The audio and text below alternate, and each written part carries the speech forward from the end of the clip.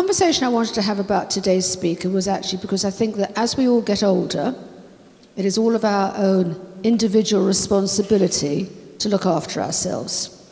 And so health and nutrition is exactly that. What you may have been able to get away with when you were 25, 35, or should I say even 45, you may not be able to get away with when you're 65 plus. So I'm thinking, what is it that we can help you in terms of greater knowledge, understanding? And if you can take one or two things from what Val is going to say to you today, one or two items, actions that you're going to put into practice, then it was worthwhile coming here today. But of course it's worthwhile either way, because you're going to renew your memberships. So that is a little preamble to who I'm going to introduce you to. Now, Val Mowlam is fully retired. A lot of us are fully retired. It doesn't mean we stop what we're doing, and Val's a perfect example of showing the fact is that she's still working and doing, but maybe in a slightly different way to when she was actually in business. Val Mowlam trained as a nurse and health visitor, working across Yorkshire, Hertfordshire and Oxfordshire, and gained a BA in Humanities with the Open University. She spent 3 years leading clinical trials for a continence and stoma care company, then served as HIV/AIDS coordinator at St Stephen's, now Chelsea, and Westminster hospitals. She later returned to community nursing as a clinical nurse manager and trust manager in Oxfordshire. Before retiring from the NHS, she qualified in nutritional therapy and worked independently with lecturing and regulatory work. I am absolutely thrilled and delighted to introduce you and welcome Val Mowlam.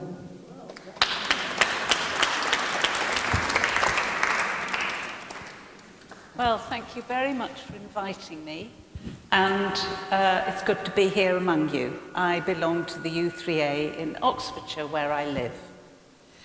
So while I'm not going to want to teach grannies and grandpas to suck eggs, what I'm hoping is that some of the information I give you, you will know very well, but maybe some of the things I'm going to tell you, you won't be so familiar with. So here goes. We're all living a retired life. We've got time to focus on ourselves, and as U3A always says, to live, love, and laugh. And all of us, our aim is to maximize our healthy lifespan and to slow down and potentially forestall the aging process. And one of the things I want to say right at the beginning is that while maybe some of us don't realize it, we are all aware that some of us develop some things and some of us develop others. Some things work for some people, some things don't for others. But in reality, we are all biochemically individual. So we are 99.8% the same biochemically as everybody else, but genetically we're just that tiny bit different. And so what works and agrees with some doesn't for others. So I think it's helpful, before we go on to look at now, is to look at how we evolved in terms of food and nutrition. So we started off, until the 20th century, the main threats to life were for infection or trauma. There wasn't penicillin. There weren't some of the amazing things that we have access to these days. And now, the main causes of diseases of modern life are the so-called degenerative diseases. We can deal with infections, although goodness knows what's going to happen to Ebola. We'll wait that out. There's also a growing awareness that lifestyle plays a part. So we have never lived as a species sitting for hours and hours and hours every day in front of a screen, for example. So there are changes that are always happening in how life works. So I think it's helpful, before we go any further, is to look at evolution and where we came from in terms of food. So we lived for many thousands of years as hunter-gatherers, and as such, we had a diet of meat that was caught, fish, nuts, berries, and if they were lucky enough to find a swarm of bees, they maybe get some honey. Then there was the Ice Age, and the early humans survived by following migrating animals and doing what they did. Fire kept them warm, and they wore animal skins. Then in the Neolithic age, there was a gradual development of cultivating grains, development of farming, and settled communities began to grow. Then there was the age of pre-industrialization, and this is of course all taken many hundreds of thousands of years. And the diet then, food preservation, could only happen by salting things, fermentation, seasonality, and of course there was feast and famine. Once we got to the industrial age, there were then machines that began to be used to develop different kinds of foods. So up until then, bread, for example, had been cooked from grain that was ground in grinding stones. So you got the whole grain, and it was heavy black bread. And of course, we all know the expression, there's nothing like it but white bread. But white bread has been stripped of nutrients. The wheat germ, the bran, there's loss of fiber, B vitamins, micronutrients, and essential acids.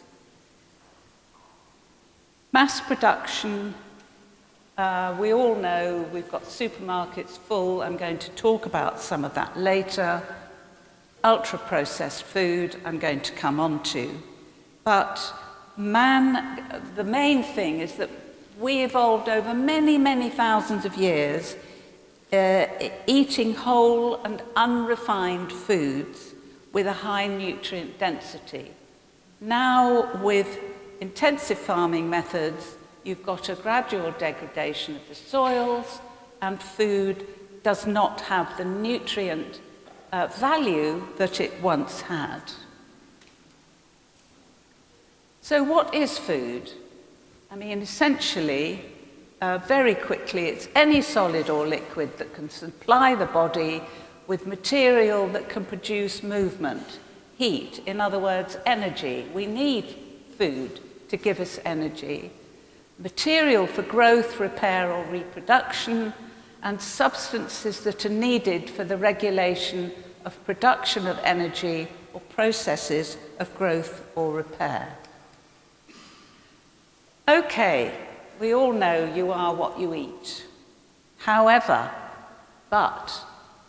you are what you eat, but also what you digest and absorb. And unless our digestive system is working very efficiently, we are not getting potentially the full value of the food that we eat.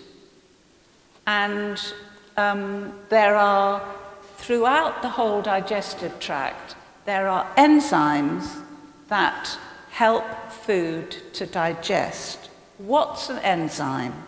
It's a substance that acts as a catalyst. They're found in our saliva, in our mouths, in our intestines, in our pancreas and stomach. And they help to break down the fats, the proteins, and the carbohydrates in our food. Most importantly, chew your food well, because that prepares it It gets the enzymes from the mouth, from the saliva, and helps with the digestion. I hate it when I see, particularly my grandson, who eats extremely fast, and I just never know what's happening with food, but he's young. He's okay for now. So I thought I'd look at food groups. You all know them, but in a bit more detail. There are the proteins, the carbohydrates, which consist of sugars and starches, and then there are the different kinds of fats, the saturated and the unsaturated. So, what do we need proteins for? We need proteins for growth and renewal, and proteins consist of amino acids. There are in all about 20 amino acids, many of which we can synthesize, we can produce them in our bodies. Vegetarians, okay, there are 9 essential amino acids that if you're a vegetarian, you may not get, well, you don't get, because they are in meat. But vegetarians can obtain a complete protein, and I'm sure some of you know that, by eating a grain combined with a pulse. So if you think about what many Indians eat, they will eat a bowl of rice with dal. So they're getting a grain from the rice and a pulse from the dal made from, gone out of my head, but you know what dal's made from. Someone will help me. Lentils, thank you. It's all right, my head's too full of other things. So protein foods, animal, beef, you all know them, lamb, whatever. Fish and seafood, white and oily, and the oily fish is important. So think of smash, sardine, mackerel, anchovy, salmon, herring, and all seafood, prawns, crabs, etc. Eggs, important source of protein. Beans and pulses, you know them all, chickpeas, etc. Nuts have got protein, and dairy, so the milk and the yogurt, etc. Carbohydrates, what are they? All carbohydrates break down into sugar. A potato, when eaten, digests into a sugar. So it's sugar, a simple carbohydrate providing instant energy. So we all know if you have high sugar, you get a sugar rush. I don't need to go into all of that. And starch is a more complex carbohydrate that takes longer to break down and gives you steadier energy. So potatoes, beans and lentils, not forgetting the grains. Why eat a whole grain? It's better to have brown bread, it's better to have brown rice, because a grain consists of the bran, the germ and the endosperm, which gives you all the nutrients that you need from it. They haven't been stripped away.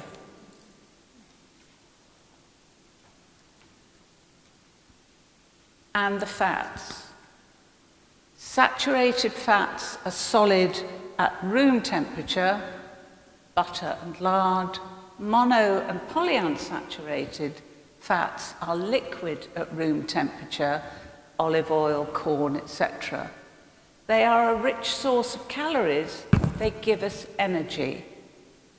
And it's important to remember that the membrane of every cell in the body and the brain is enclosed in a bilayer, a double layer of fat. So we do need some fat in our diet. And processed low-fat foods will generally have extra sugar added to them to help with the flavour. I'm not going to go into cholesterol. It's complicated, it's very controversial. I think we'll move on. You can all look into cholesterol if you want to. Look it up, make sure that you use websites that are trustworthy. Vitamins and minerals are an essential part of a good diet, and the vitamins B12 and vitamin D are important. Minerals for us as older people, calcium and sodium. So modern malnutrition, so-called, it's not about a lack of food, but it's the result of many highly or ultra-processed foods that are eaten. Soils are depleted of many nutrients. Lifestyle, lack of exercise, alcohol, smoking, all affect the way the body works. As we age, our body's ability to process vital nutrients gradually declines, hence the need to supplement some things.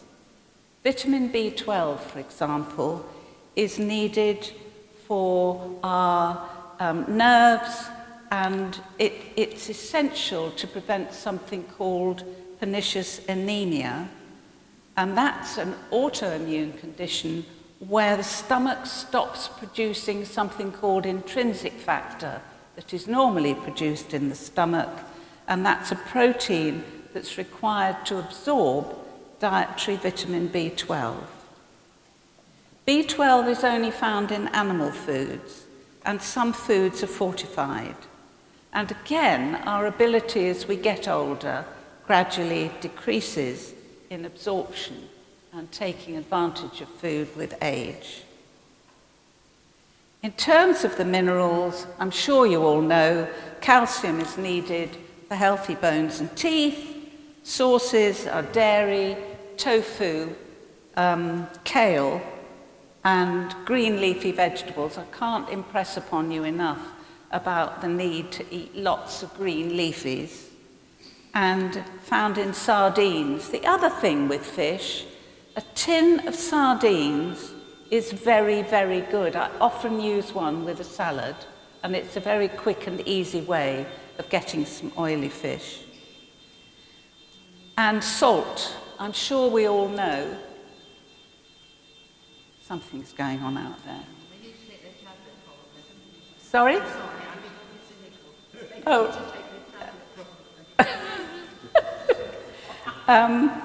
Salt helps to retain water in the body, but too much can cause, I'm sure you all know, not too much salt, because that puts your blood pressure up, because it retains water in the body. So limit your intake of salt. So we also need fibre. I'm sure again you all know, and fibre is also known as roughage. It helps to keep the digestive system healthy. Most of us don't eat enough. Fibre foods, whole grain bread, vegetables, fruits, whole fruits, root vegetables, whole grains, potatoes with skins, for example, a baked potato or new potatoes with their skins on. Water, fluid. We are 70% water, and it's very, you will all know from the hot weather we've all just lived through how easy it can be to become dehydrated. And if you don't drink enough, but I'll put a caveat here, dehydration effects include your urine goes very dark, and you can develop urinary tract infections, headaches, and constipation. Now, there are lots of different advices about how much to drink. You can all probably tell me, well, I was told to drink a litre a day. I was told to drink 2 litres. I was 1.5 litres. My sort of rough estimate is 6 to 8 glasses of fluid a day. You will be getting water from your diet, from the vegetables and the fruits that you're eating.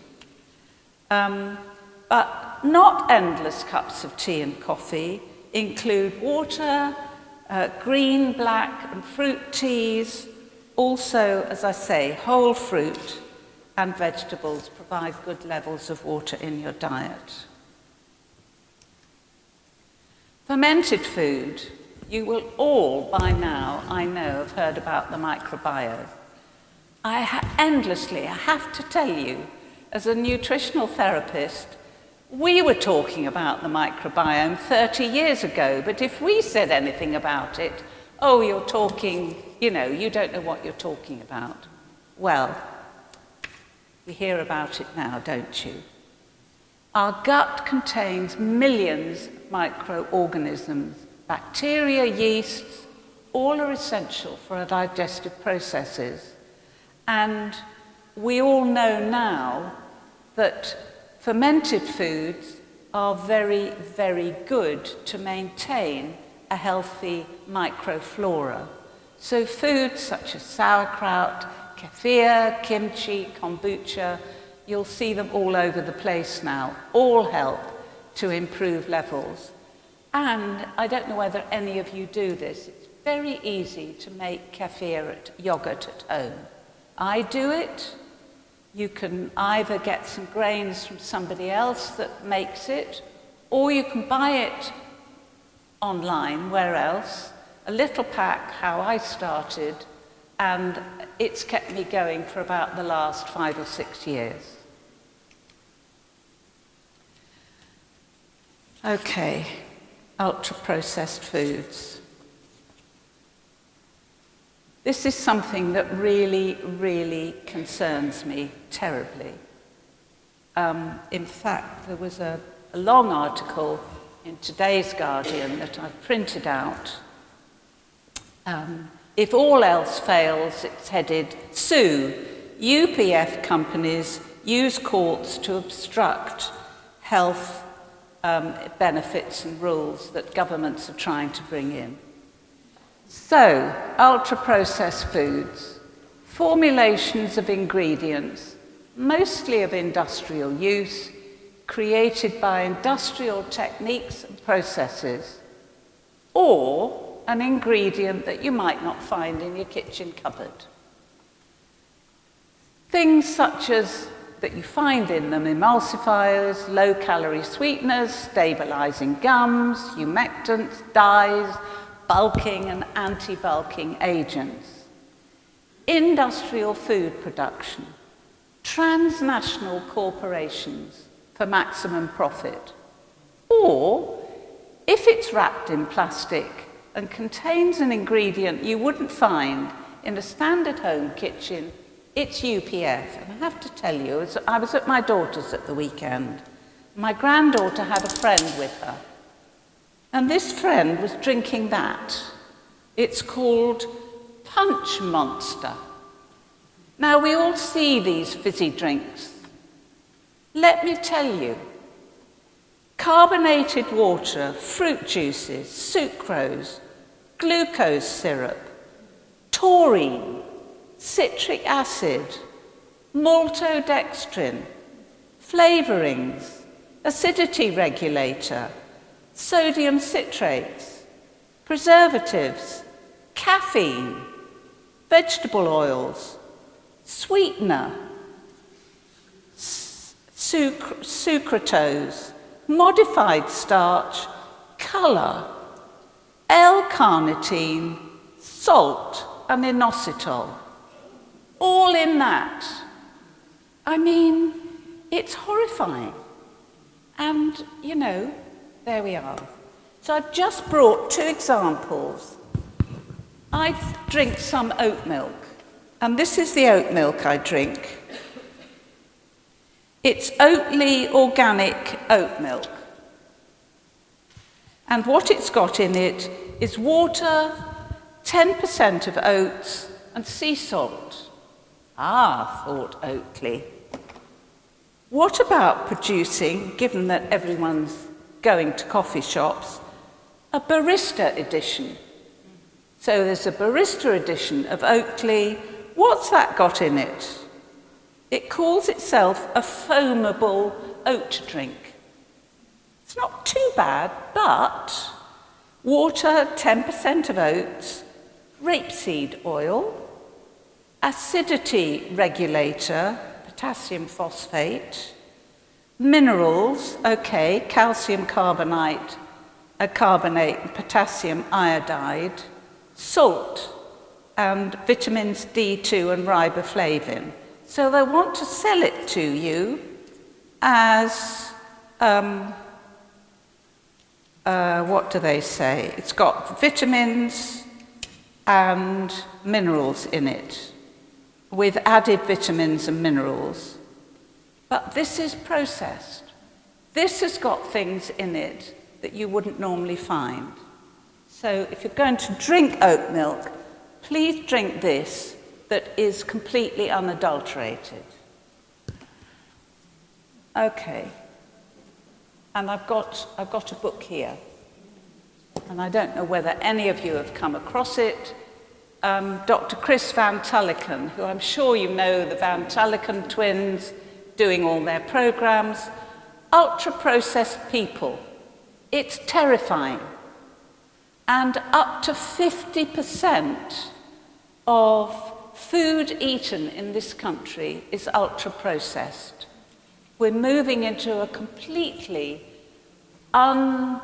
unexplored area with all these things that these companies are foisting on us.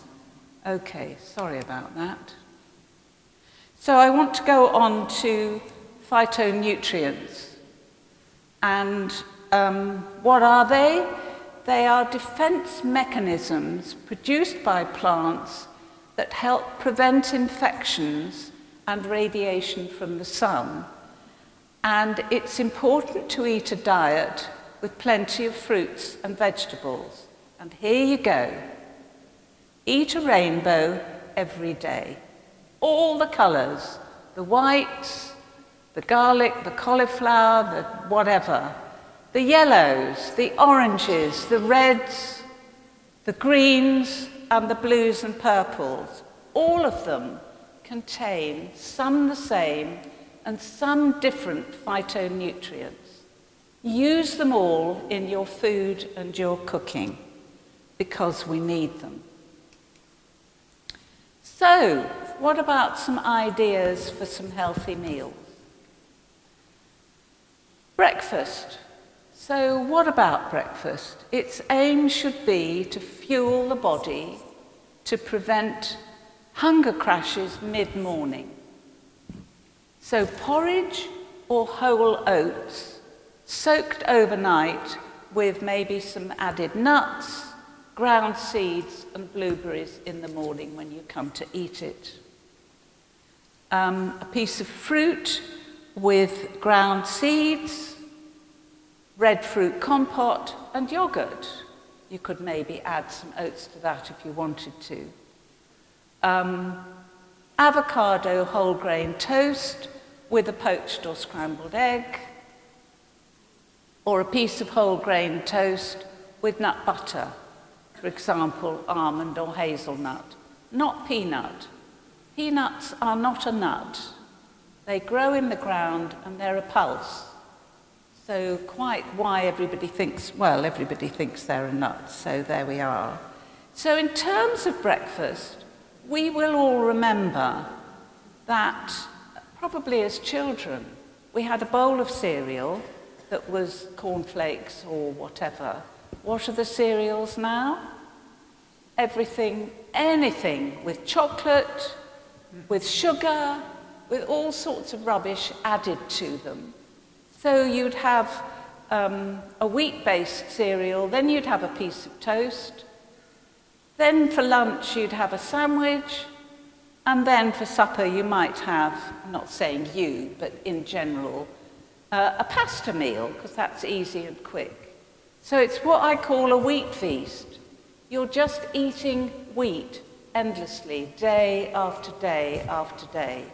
So we need to get variety in our diets and in the foods we eat. Oats are good because they're rich in soluble fibre, which contains a beta-glucans that forms a thick gel-like substance in the stomach, causing a slowing in digestion and energy release. So it lasts much longer.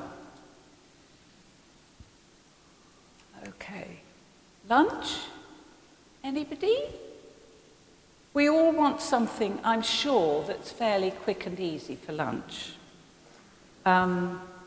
And all sorts of different things, but maybe a homemade soup. I'm sure you all batch cook and you freeze some of it, and that's helpful. You could maybe add some lentils or beans to it. A mixed salad, lots of different salad vegetables in it with a bit of protein, a bit of fish, your tin of sardines, an egg, some cheese or meat, not forgetting avocado, which is healthy. You might have a vegetable frittata made of egg and vegetables, or possibly an open grain sandwich with fish, meat, hummus, for example. What's for dinner? Different ideas for dinner. Okay, we just need to get some of the food groups in it, animal or vegetable protein, meat, fish, or tofu if you're a veggie or not, whole grains, beans, lentils, I've been through them, lots of colourful vegetables, including, don't forget, the root veg, maybe a roast with 4 or 5 veg. You could possibly do a tray of roasted vegetables with some added protein, a piece of chicken or something. Stir or steam fry, I mean, it's endless. A curry, you know, you've been cooking all your lives. As if possible, homemade and with all the food groups in that we need. What about healthy snacks? I know some of us get a bit stuck here if we want to think about something healthy. We tend to grab a cup of coffee and a biscuit. Well, some biscuits are okay, but some aren't. So maybe some crudités, pieces of vegetable cut up with hummus. Hummus is good. Some nut butter, again, not peanut, on oatcake or rye cracker. A handful of mixed nuts with a whole fruit, an apple or a pear. Maybe some cottage cheese with some fruit or veg. Maybe some homemade oat-based low-sugar flapjacks. Now, I don't know about you guys, but if I bake at home, I always cut the sugar down in whatever I'm making. You know, cut it down, take at least a quarter out or even more, because we don't need that amount of sugar that's given us in the recipes. Or a live yogurt with fresh fruit. Okay, so somebody who I admire hugely is a man called Michael Pollan, and he's written a book called Food Rules. Little, it's got one thing on each page. Oh, I've lost it. No, go back. So, what does Michael Pollan say? Don't eat anything your grandmother wouldn't recognize as a food. Quite right. Avoid food products containing high fructose corn syrup. Now, high fructose corn syrup was discovered as an extremely cheap additive. It's made in about the 70s. It's made from cornstarch, it was a waste at the end of whatever they were doing with the corn. And by adding an enzyme, it's highly processed, it's very cheap to manufacture, and it's added to hundreds of foods that wouldn't normally have ever had sugar in them, such as breads, snack foods, bottled sauces. It may call itself high fructose corn syrup, but it's sugar. If it came from a plant, eat it. If it was made in a plant, don't. Sweeten and salt your food yourself. Don't eat, I love this one, don't eat breakfast cereals that change the colour of your milk. I mean, you've only got to think of things like Cocoa Pops. Eat slowly, chew well, buy smaller plates. Okay, and part of all of this is staying active and involved.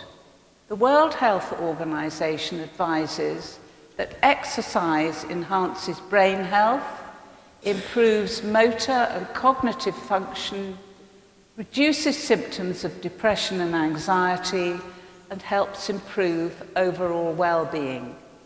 Keep moving, all of us. Doesn't matter what we do. Yoga, walk, seated exercise, anything, but keep moving. Join U3A, here you all are. Social interaction is absolutely vital. I've made a note. The oldest running study in the United States, it's been running for 85 years. It followed the same group of people and then into their children, show that being socially isolated, get this, is the equivalent of smoking, in terms of health, of smoking 15 cigarettes a day. It is so important to stay socially involved. Anything. Do things like this, meet your friends, join a book club, join a choir, go to some classes, learn a language, learn a musical instrument. Whatever, I mean, I've been told, do some Scrabble. I'm not good at Scrabble at all. But things like Sudoku, I guess, stuff like that, keeps your brain active. So some of the books that I've got hundreds of them at home, but I've picked out a few. So I've already shown you the food rules. Now, Patrick Holford, I don't know whether any of you have come across him, and I will admit to a personal involvement here. A friend and I were doing a trekking holiday in Morocco in the late 90s. And Patrick, this guy was on the holiday and he did this the whole time. And we did this. We were both ex-nurses and he taught food and nutrition and he turned out to be called Patrick Holford, who had, hang on, here we are, who had founded something called the Institute for Optimum Nutrition. So everything he writes has got optimum in it. This is called Optimum Nutrition for the Mind. And this one, which I've had for years, is called the Optimum Nutrition Bible. Now, you know, some people say, oh, Patrick writes the same book over and over again. Some of the things, yes, but he is particularly interested now and focused on the brain and food, and he founded an organization called Food for the Brain, which you'll find online. I've shown you the ultra-processed people, and this one I've had for many years. I don't think I've put that up there. Where are we? Yes, Health Defense by Paul Clayton. He's another good guy with a good scientific background, and there's lots of really interesting, good information. Foods that fight disease, all sorts of things, defence boosters, why disease, anyway, there we are, some books. If you decide at some point that you would like to individually go and see a nutritional therapist, because they will work with you individually with whatever health problems you've got. If you want to find a nutritional therapist, if you go to bant.org.uk, that's the British Association for Nutritional Therapists, you will be able to search in your local area and find somebody locally. And to finish, just some takeaways. Let food be your medicine and medicine your food. That was Hippocrates. I don't know how many years BC he was, but he's right. You are what you eat and digest and absorb. This is one of my favourites. It's not what you eat now and then, it's what you eat every day that counts. We all like to have, I hate to call them treats, but things that you wouldn't normally eat. It's fine if you do it now and then, but don't do it every day. Again, moderation in all things. Eat the whole fruit, not just the juice. The juice is concentrated sugar. With the whole fruit, you get all the fibre and all the other nutrients from it. And if you want juice, then do dilute it with some water. And increase your vegetables, especially the greens, and reduce the carbs. Thank you all very much.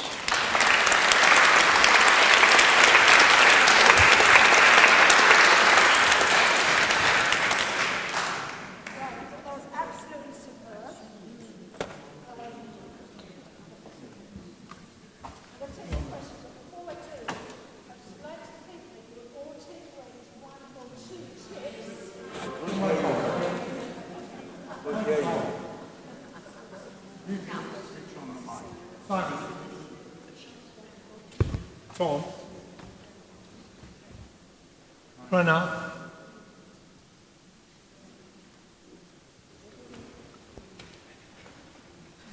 That's fine. Simon, where are you?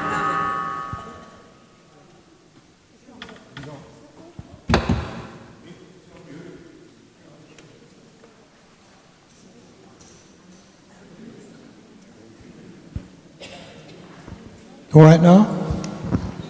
Okay. Val, that was absolutely superb. You really appreciate what you said and did. Thank you. And what I was saying was, is if we can take away one or two ideas from that and actually implement it, it's really worthwhile being here.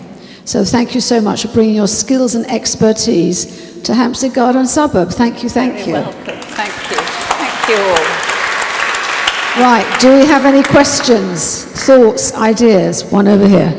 Unfortunately, I believe tins are lined with plastic, and there's far too much plastic in wrapping food, and they're bringing plastic, fish that have plastic all around them, you know, not just out, they're just bonded to the plastic. I mean, is it true that tins are lined with plastic? And if we get Are tins lined with plastic? No. Well, not that I'm aware of. Sorry, I keep touching this.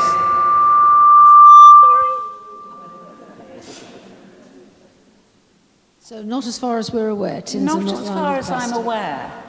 Okay, another question over I here. will look it up. I will check. Okay. Thank you very much for a fascinating talk. Thank you very much. My question is there any merit in toasting oats rather than eating them raw? I have no idea. I'm sorry. Wrong answer. I honestly don't know. I mean, I avoid things like roasted nuts because that changes the nut in the heating of it. I don't know about toasted oats, I'm sorry.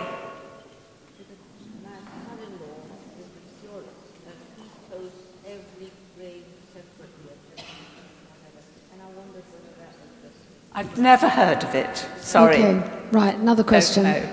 Okay. I'll make a note of it. Hello. Hello. Can I ask a two-part question? Try. First of all, for somebody who eats or has got into a very healthy eating plan, Yes. but is still must lose weight, Yeah. what do you think about intermittent fasting? And the second question is, what do you think of everything that's put out, both the information and the supplements by the Tim Spector's Zoe company? Intermittent fasting? Intermittent? I would have a go at Zoe because forgive me, as somebody who has dealt with continence and stomas, and I'm a nurse, and I've done a lot of stool testing. I was interested in their stool test. But having done it, I did not recognise any of the names in the results, so I don't know. What I can say about Zoe is I think the good thing is you get a blood sugar monitor, I think, that can be very helpful. I don't know. Intermittent fasting, it works for some people. There's no reason why you shouldn't give it a go at all, because some people, I mean, I think it's Rishi Sunak who used to go 36 hours completely fasting without any food. I mean, different people try different things, but there's nothing that I can think of to not do that. Okay, question? Paul? Yes. Hi there. When you talk about whole fruits, I imagine you mean the skin as well as the flesh. It depends. If it's organic, then that's fine. I'm a bit cautious about skins if they've been well scrubbed or soaked, well washed, yes, we'll be fine. We just live in a sea of chemicals now, including what's put on food to preserve it and things. So if one can do, I don't do all organic, but if you can do some organic, the more you can do, the better in a way. But, you know, that's being very purist. Okay, question over here.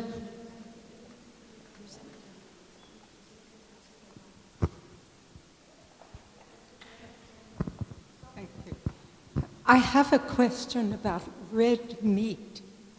Red meat? Yes. Yes. Aside from its rather devastating effect on the environment, do you think in our age group that it is a good idea to eat red meat? That's not an easy question to answer. I personally eat very little red meat. I guess it depends on how fully nutrient-dense your diet is, because what we all want is as nutrient-dense a diet as possible. Again, moderation. Some red meat, a small amount. Lamb, for example. Lambs are not kept inside all winter as cows are. I'm happy to eat good lamb, but I will avoid the beef, is my answer to that. Okay? Okay, coming over.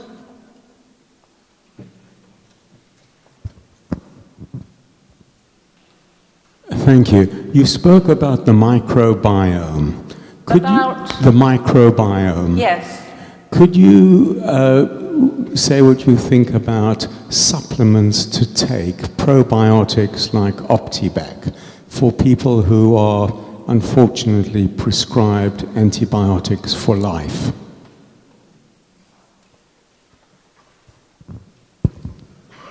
Yes, I would definitely take some probiotics, but take them away from the antibiotics. So unless you're taking antibiotics 3 times a day, twice, well then take them very much in between and away from them, otherwise they'll go down the pan along with everything else. But yes, probiotics, if you're on antibiotics, I would certainly, I would take them if I needed to, yes.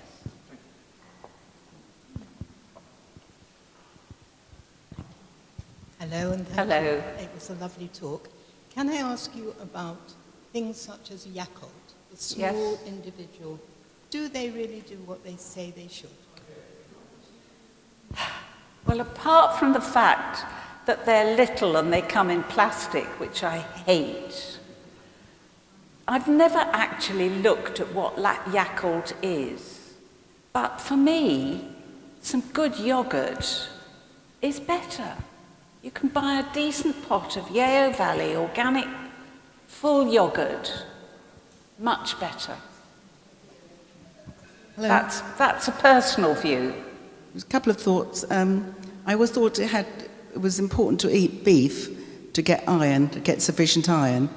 And the other thing was, when you said about fasting, is that good for older people to put body under stress, get low blood sugar? I know I feel if I don't eat, I keel over. So I wouldn't, is it? Again, we're all different. We're talking about old people, aren't we? If it's not something that you can do, I mean, you know, I'm quite elderly now. I can go from, but this is just me. I can go from 6 in the evening to midday the next day without anything, and I feel, and do some exercise, and I feel fine. But that's me. You're an individual. Yeah, I'm talking about giving general information about fasting. So people are fasting or going for 24 hours or something. It was individual to a person who asked me a question. I was not giving it as advice to the whole group.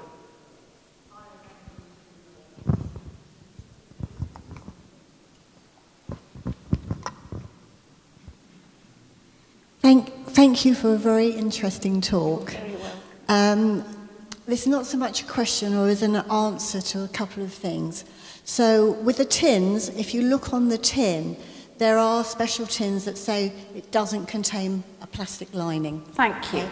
The other thing, there is also, there's a place called Natural Dispensary that there is a specific probiotic for you to take with antibiotics. Did you say the Natural Dispensary? Yes. I use it all the time. Yeah, exactly. So, because any probiotic is not necessarily good when you're taking antibiotics, but they do a specific one that you can take while you're taking antibiotics. Okay, thank you. That's a pleasure. Thank you. The tin will tell you if it's got plastic in it, apparently, the lady said. Okay, one final question, please. Sorry, I can't include everybody. I'm going to be here afterwards. Val, just a question. Why do you take kefir? What's the benefit? Caffeine? Yes. And how do you make it? Kefir. Kefir has got lots of live bacteria in it. It's a fermented food. It's very good for the gut. And you make it with some grains that you can buy or get from a friend that you put in a bowl or a jar with some milk. There's also water kefir grains. You leave it, mine at the moment is just, I have to do it every sort of 24 hours, but normally I can leave it 36, 48 hours, then strain it, strain into another bowl, you get wonderful kefir yogurt, and then you put the grains back in a clean bowl, put milk on them, and they just keep going. And every so often, I chuck some in the bin because they've grown too much, and they just keep going. If I go away, I do, but normally I have them out on the side. Right, so I think we can say you're all going to go away with more than 1 or 2 ideas. Not to forget I don't think this one is being suggested that you drink. No! This is called banned. Don't go near anything like that. Is this one okay? It's not so much. This is the good one. What is it called? That's the one with nothing extra in it. It's called Lye Organic Oat Drink. Yeah, it's just Oatly. Oatly. Oh, sorry, I didn't see the top. Nothing.